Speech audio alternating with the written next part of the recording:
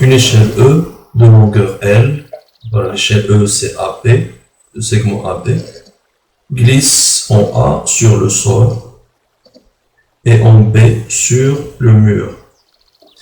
Donc le repère R, O, X, Y, Z est lié au sol et au mur bien sûr, qui est fixe, donc c'est le repère fixe. Et le repère R1 sera lié à l'échelle, donc le R1 c'est AX, AY, AZ1. Là on a un angle alpha entre X et X1 et entre Y et Y1. Alors, on va d'abord déterminer le centre instantané de rotation de l'échelle par rapport à R. On sait que le CR se trouve sur la perpendiculaire au vecteur vitesse, ou bien aux directions de vecteur vitesse. Or, la direction de la vitesse au point A est connue, puisque le point A glisse suivant X, et en B, la direction de la vitesse est portée par Y, puisque le point B glisse suivant l'axe Y, donc on peut facilement déterminer le CR en traçant les perpendiculaires à la vitesse au point A et au point B. Alors, on va d'abord tracer la perpendiculaire à la direction de la vitesse au point A. C'est bon. Ensuite, la perpendiculaire à la vitesse au point B.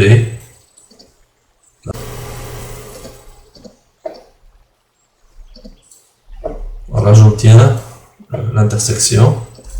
Donc, l'intersection des deux perpendiculaires aux directions de vecteur vitesse en A et en B me donne le CR de l'échelle par rapport au repère R. Donc, I de E par rapport à R, ou bien le CR, donc c'est le point rouge, ou bien c'est l'intersection de deux perpendiculaires. Donc, l'étape suivante, la vitesse au point A est complètement connue, donc donnée. Déterminer la vitesse au point B ainsi que la vitesse au point G. Donc, déterminer la vitesse au point B ainsi que la vitesse de centre d'inertie G de l'échelle, centre d'inertie c'est-à-dire au milieu de AB, en utilisant le CR connu. Donc, le CR est maintenant connu, donc je peux utiliser la méthode de CR pour déterminer la vitesse au point B ainsi que la vitesse au point G. Donc, on va déterminer la vitesse au point B à partir de la vitesse au point A connue, ainsi que le CR de E par rapport à R déjà déterminé. Première étape, on va d'abord construire un triangle à partir de la vitesse VA ainsi que le CR I de E par rapport à R. Voilà. Alors, puisque I est le CR du mouvement de E par rapport à R, c'est-à-dire le centre instantané de rotation, cela veut dire que la vitesse VA est égale à la distance IA, c'est-à-dire le rayon, fois oméga de E par rapport à R.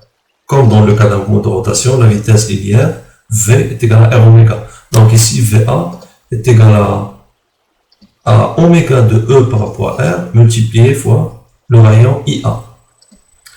De même, puisque c'est le centre de rotation, ça veut dire que tous les vecteurs vitesse des points appartenant à l'échelle tournent autour de I.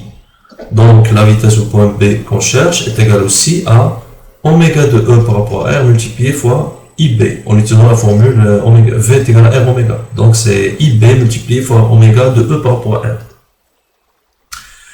Donc, on peut écrire la relation suivante. VA en module sur IA est égal à oméga de E par rapport à R, puisqu'on a dit que VA, le module de VA est égal à R oméga, est égal à oméga multiplié fois R. Donc, le rapport vitesse linéaire divisé par le rayon est égal à oméga. Et puisque c'est le même oméga, oméga est constant, oméga c'est la vitesse de rotation de E par rapport à R, donc VA de E par rapport à R sur IA est égal à oméga, est égal aussi à VB de E par rapport à R sur IB, puisque la vitesse au point B divisé par le rayon est égal aussi à oméga, et encore VB' appartenant à E par rapport à R sur IB, de telle sorte à ce que la distance IB' soit égale à la distance IB. Je vais représenter bien sûr la vitesse VB' sur le schéma. Le tout égal à oméga, que je peux écrire sous la forme de tangente cet angle, tangente θ, puisqu'on constate dans ce triangle que tangente θ est égal au côté opposé sur le côté adjacent, donc est égal au module de VA divisé par IA. Donc de même, doit être égal au module de VB sur IB. Alors, pour tracer la vitesse VB de E par rapport à R sur le graphe, on va commencer par mesurer le rayon IB.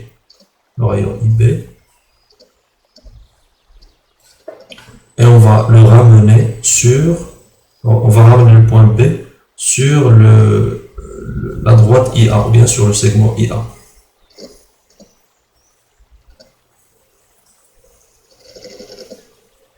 Voilà. Alors c'est le point B'. Alors puisque la direction au point B est perpendiculaire à IB, donc la direction au point B' sera bien sûr perpendiculaire au rayon IB'. Donc je peux tracer la perpendiculaire à IB', qui sera la direction de la vitesse VB'. Alors voilà.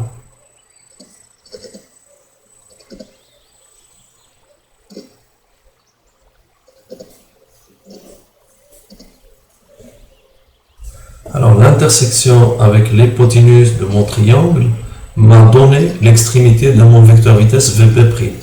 Car là encore, on remarque que tangente θ doit être égal à VB' sur EB'. Donc le vecteur VB' est égal à, tout simplement, son module est égal à cette distance. Donc je peux tracer le vecteur VB'. Donc voici le vecteur VB' appartenant à E par rapport à R.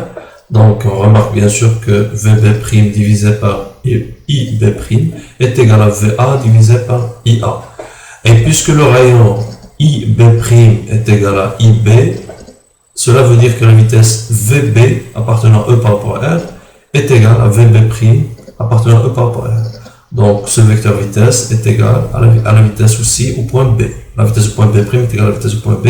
Donc je peux tout simplement mesurer le vecteur et le reporter au point B en faisant attention bien sûr au sens de rotation autour de I, oméga normalement.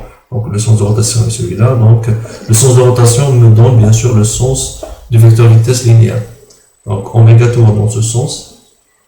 Ça veut dire que tous les points tournent autour de I, si R, dans le sens de oméga. Donc on va reporter la vitesse VB', on va la reporter au point B, et bien sûr ça va représenter la vitesse VB. Donc voici la vitesse VB appartenant à E par rapport à R, déduite de la vitesse VB'. Donc remarque bien sûr, on peut vérifier VA sur IA est égal à VB' sur IB' est égal à VB sur IB est égal à oméga, vitesse de rotation de E par rapport à R est égal à tangente de cet angle. Donc on a déterminé la vitesse au point B à partir de CR et de la vitesse au point A. Donc de la même façon, on va déterminer la vitesse au point G. Alors on constate qu'en tout point de l'échelle, la vitesse en un point est toujours perpendiculaire au rayon. Par exemple, en A, elle est perpendiculaire à IA, au point B, elle est perpendiculaire à IB. Donc de même, au point G, il sera perpendiculaire à IG. Donc je peux d'abord tracer le rayon IG et je peux déduire ensuite la direction au point G.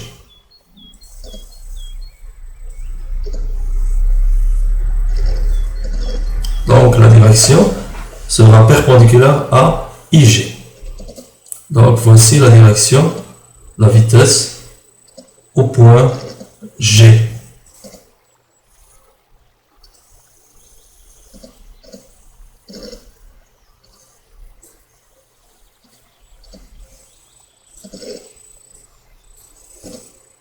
Alors voici la direction de la vitesse au point G. Donc de la même façon, on peut mesurer le rayon IG et le reporter sur le segment IA.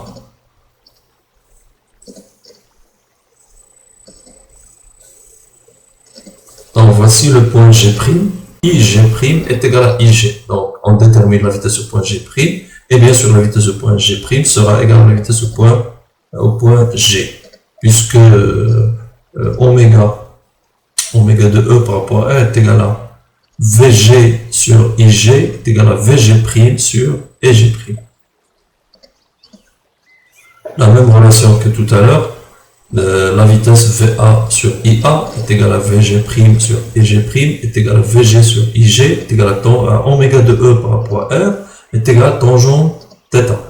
Donc La direction au point G', bien sûr, est perpendiculaire au rayon EG'. Donc, je vais tracer la direction. L'intersection avec l'hypoténuse me donne le module de la vitesse VG'. Voilà. Donc, voici la direction, la vitesse VG', perpendiculaire bien sûr à IG', et l'intersection avec l'hypoténuse me donne le module VG'.